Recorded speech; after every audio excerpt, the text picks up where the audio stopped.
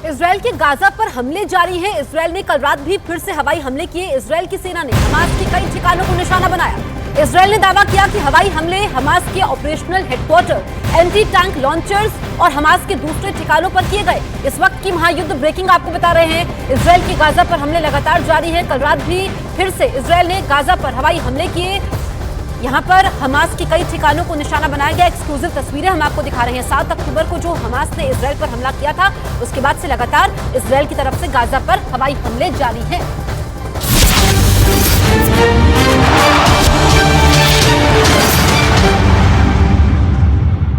Israel ने भी Hezbollah के ठिकानों को तबाह करने की ठान ली और अपनी तोपों का मुंह हिजबुल्लाह के ठिकानों की ओर मोड़ दिया, क्योंकि हमास की तरह हिजबुल्लाह को भी ईरान का समर्थन मिला हुआ है।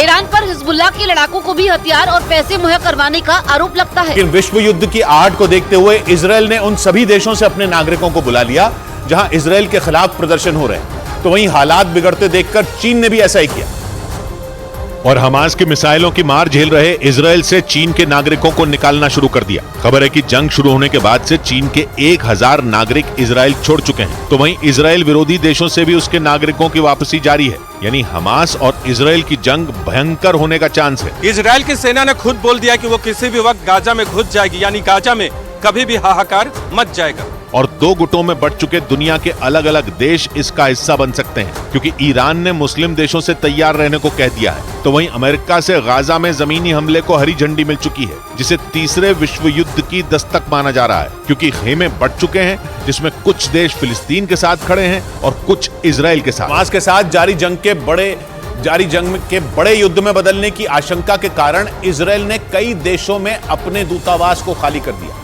इजराइल ने जिन देशों में अपने दूतावास खाली किए उनमें बहरीन, जॉर्डन और मोरक्को शामिल हैं।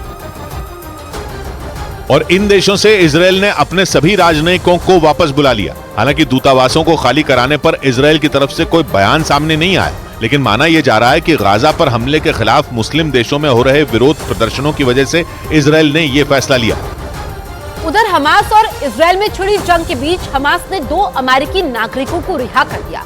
इजराइल के पीएम बेंयामिन नेतन्याहू ने इसकी जानकारी दी, जिसकी एक तस्वीर भी सामने आई, जिसमें 2 अमेरिकी नागरिकों को हमास की तरफ से इजराइल की सेना को सौंप दिया गया।